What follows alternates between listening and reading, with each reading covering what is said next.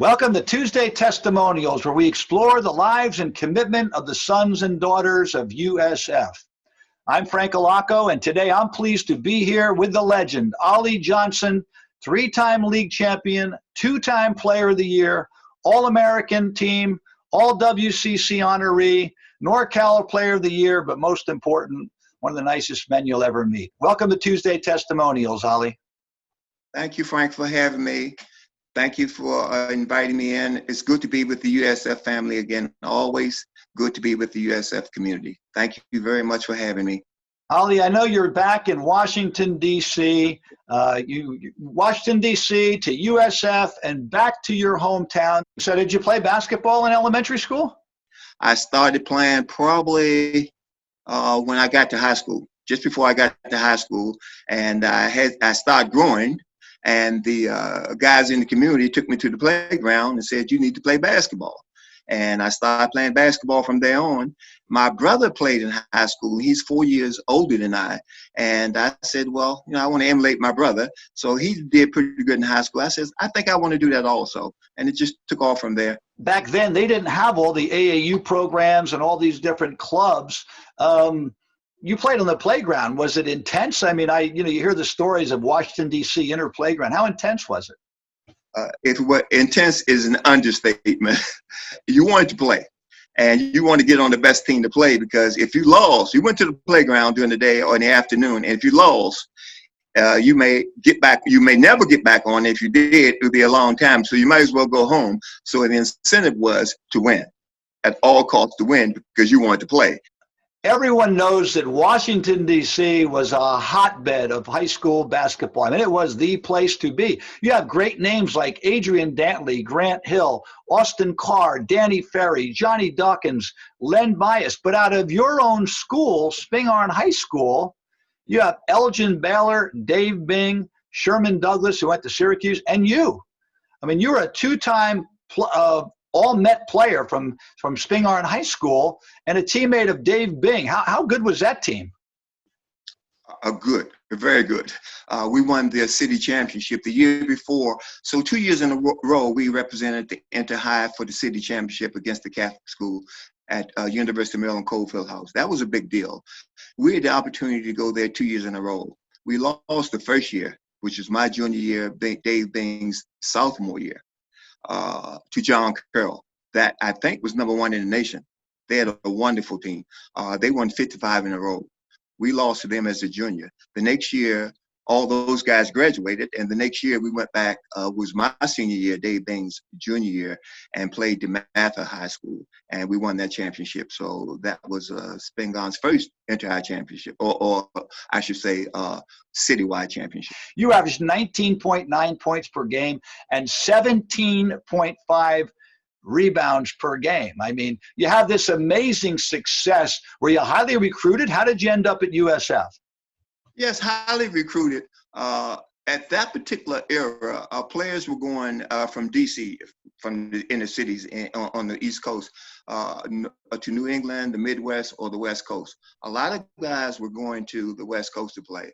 So I had an inkling to go to the West Coast. So I had a fantasy. I wanted to go there, and I was recruited by San Jose State pretty heavy on the West Coast.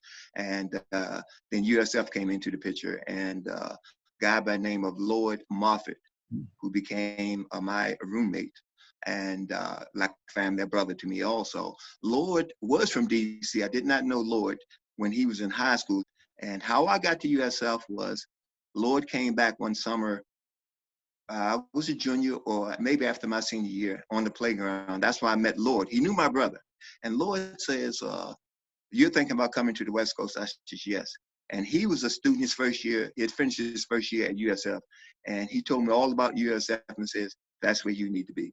And he gave me all the lowdown on USF, and that everything else is history. I was on my way to USF. Your team restored USF to glory. You won the league title for the first time since 1958. People don't realize that in a 4-year run, the Dons won 2 national championships and go to 3 Final Fours, but the next 4 years went 42 and 62. And then you come on the scene and you win 75% of your games, 3 state championships, and 3 straight NCAA appearances. Tell me about what led to that turnaround. basically during that era, USF had, I think the personnel was excellent. Our freshman team was good. But then Coach Paletta went out and recruited, I think, the three best players in my sophomore year in Northern California. That was Joe Ellis, Russ Grumina, and Erwin Muller. And that just made us better. And from there, we just took off. We were good before they came, but it just solidified our team when they came in. And I know you had some personal success in addition to the team success. You're first team All WCC 3 years in a row. You were double WCC Player of the Year as a junior and senior, All American 2 years in a row, 64, 65.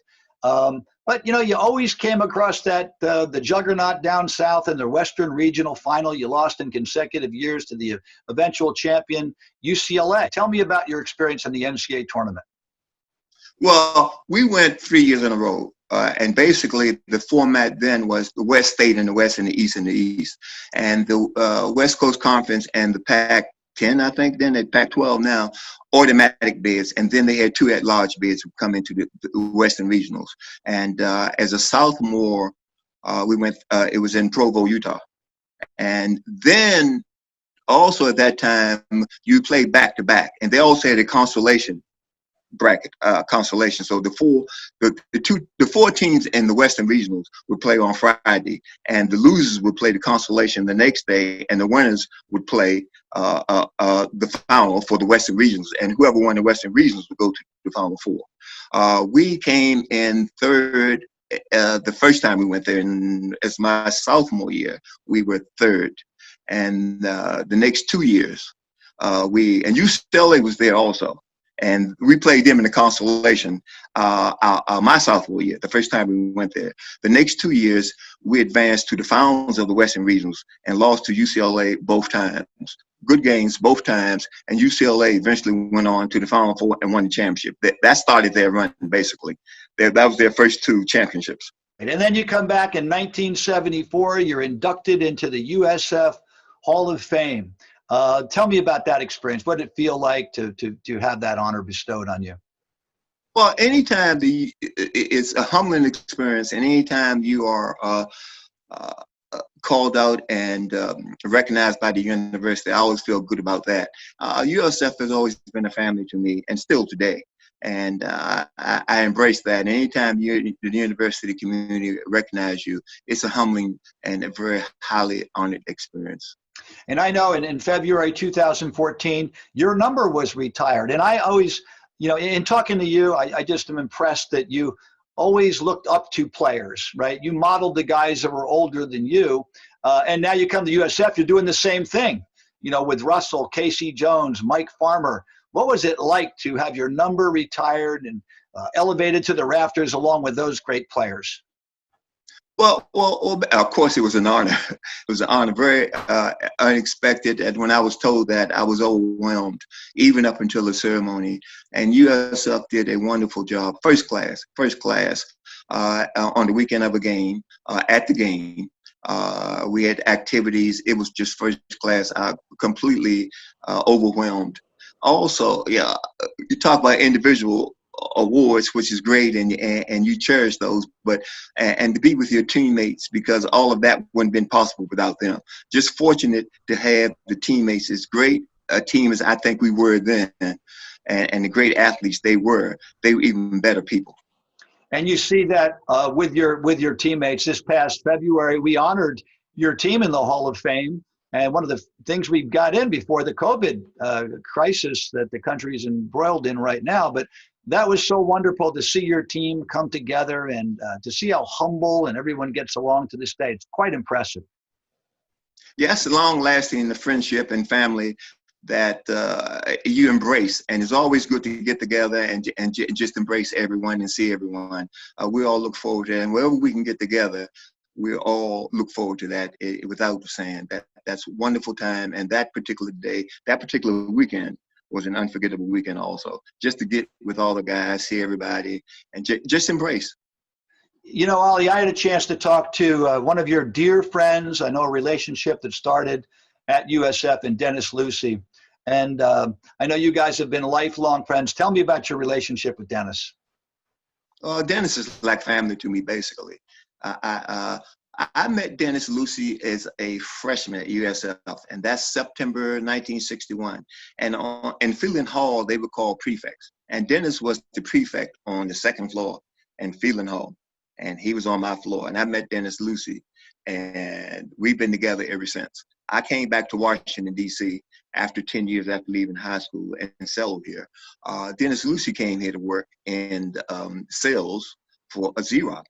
And we've been together ever since. And with the USF ties, we're like family, basically.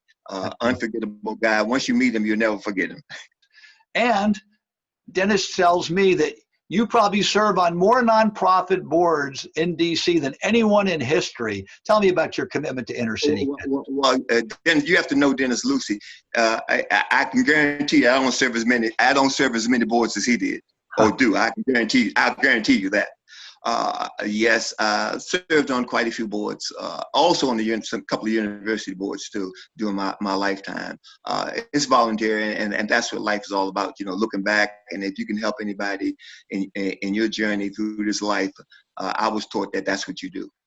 And how blessed for you to be able to do that in your hometown. That's awesome. So tell me about serving on the board of trustees at USF for 6 years. I know you've been on that in that board, and you've also served on the alumni board of governors. Tell me about that experience. Well, first, the USF Alumni Board of Governors, and then I was asked about the past president, Father Stephen Prevet, if I would serve on the Board of Trustees.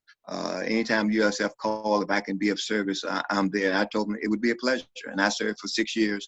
That was an experience because I got to see the other part of the university, what they deal with, fiduciary responsibilities, how to keep the school together. So that was an experience.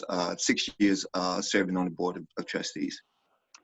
Ollie, when we talk about this series that we do on Tuesday Testimonials, I always ask one question to conclude my comments, and that is, why are you still here? I mean, this started for you in the 60s, and here you are years and years later, you're still serving your university. Why are you still here?